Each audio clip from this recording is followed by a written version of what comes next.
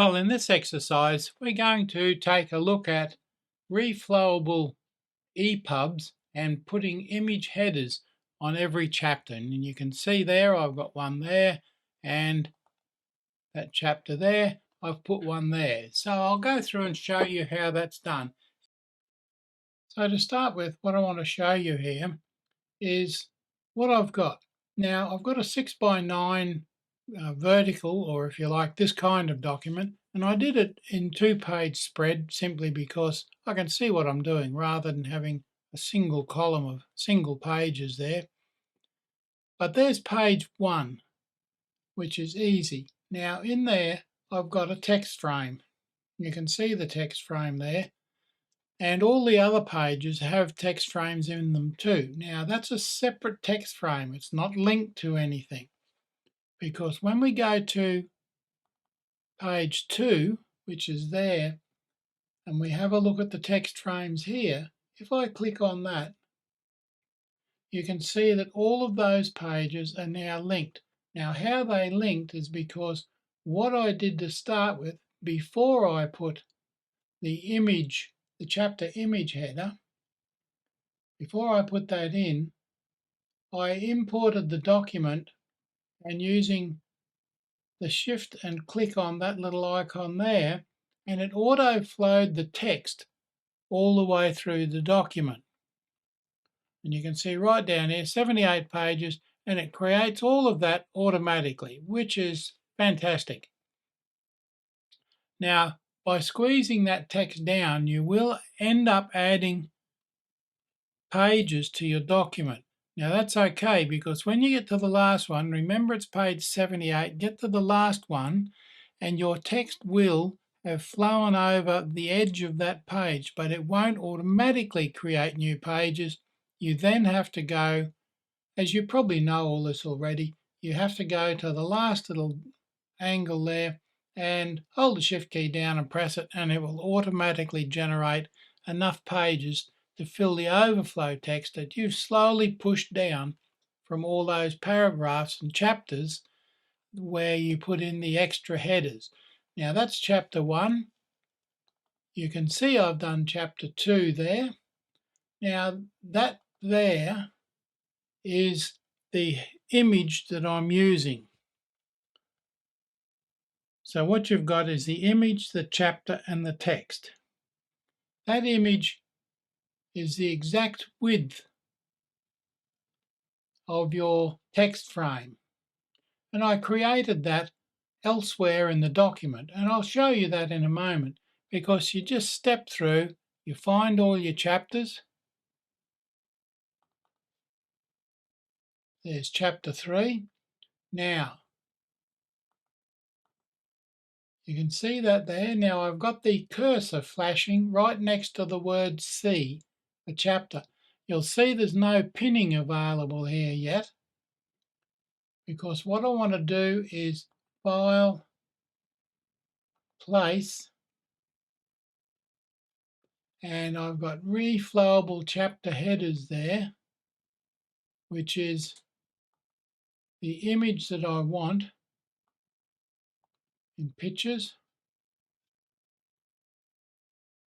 Reflowable chapter header PNG. There we go. And I misspelled it, replowable. Well, that's a bit silly, isn't it? But never mind, it doesn't matter. For this exercise, I'll just open that, and it places it, because it's the exact width of the text frame, it places it there nicely. Now that there is ticking away nicely, the cursor, on the chapter. So having gone up there, I can now just click on that, and it creates inline text.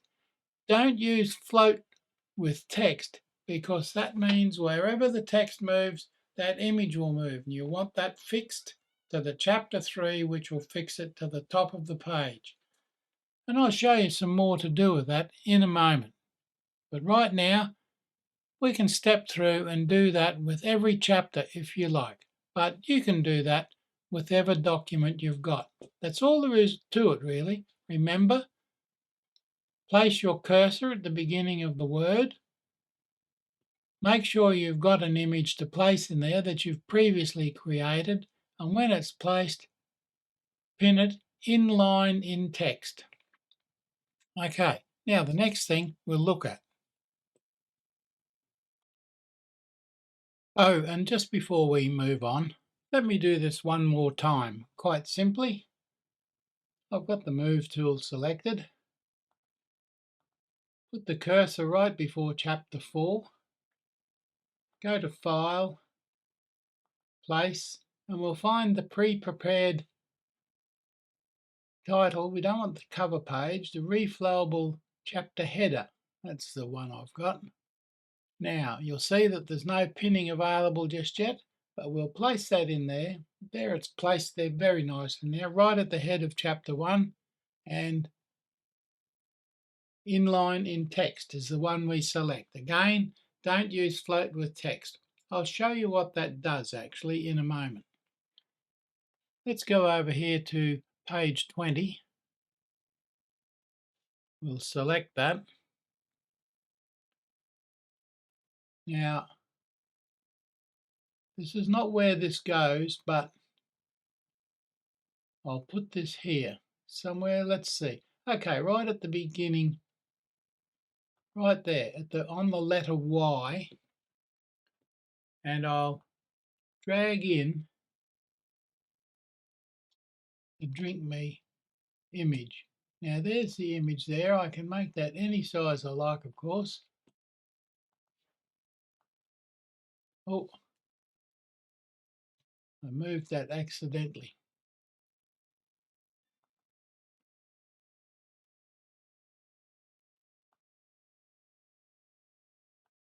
Now remember, that was at the beginning of letter Y.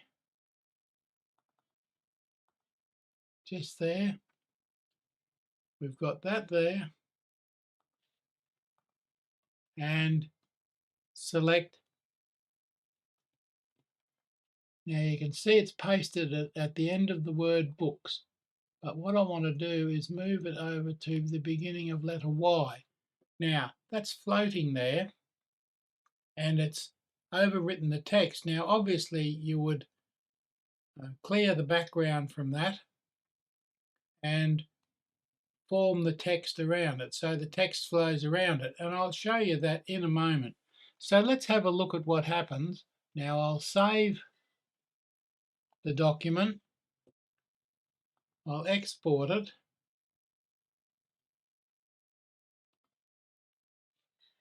And we'll see what happens. You just ignore the pre-flight stuff at the moment. Ignore and continue.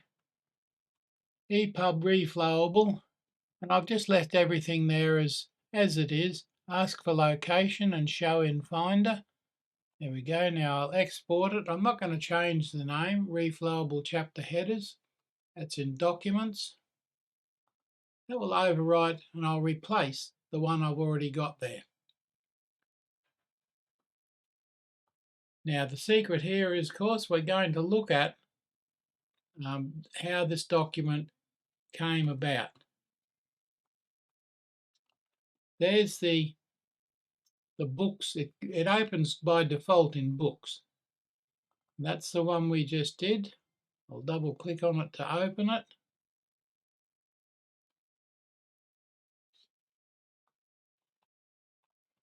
There it is there. Alice's Adventures in Wonderland by Lewis Carroll, 1 of 75. There's chapter 1, chapter 2, chapter 3,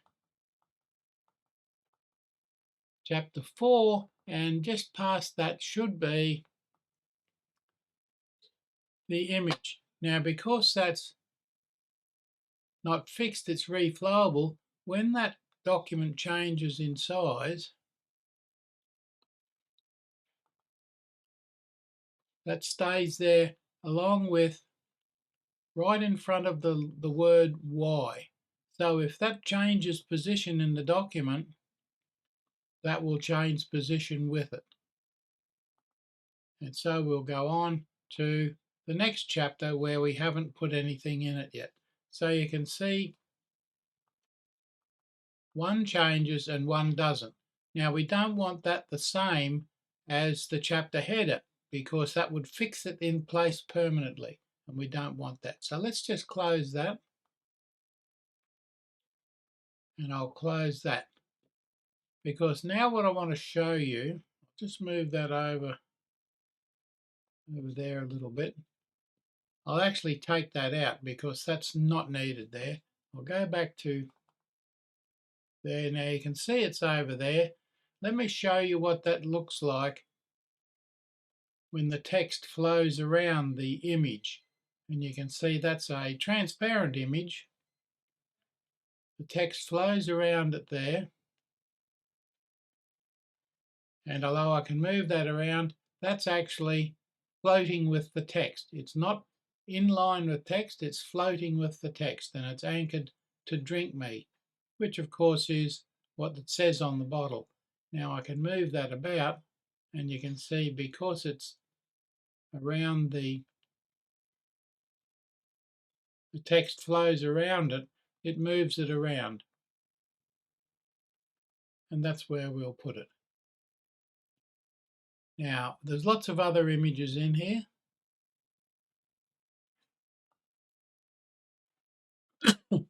That image there is not even fixed. It's not in line with anything. That one there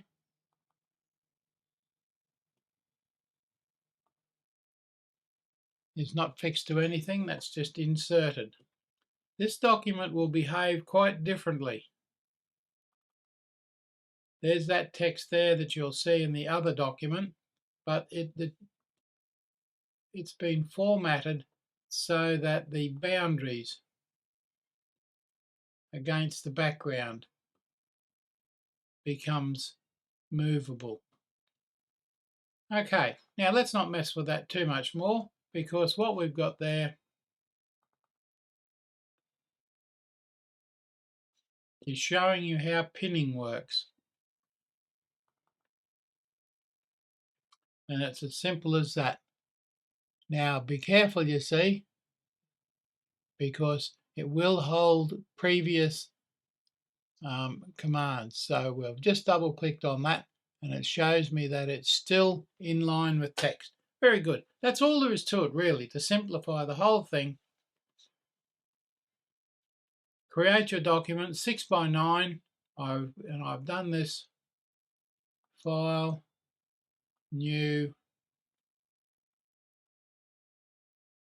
and I put it in as a, let's see if I did make a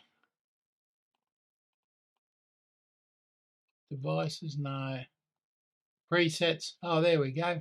6x9 ePub reflowable. Vertical 6x9 RGB, remember, because RGB doesn't print, so you don't want CMYK.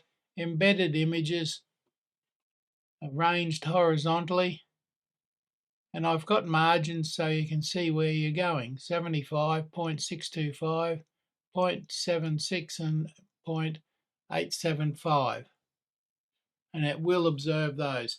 Now there is no, you'll notice, let me close that. You'll notice there's no master pages.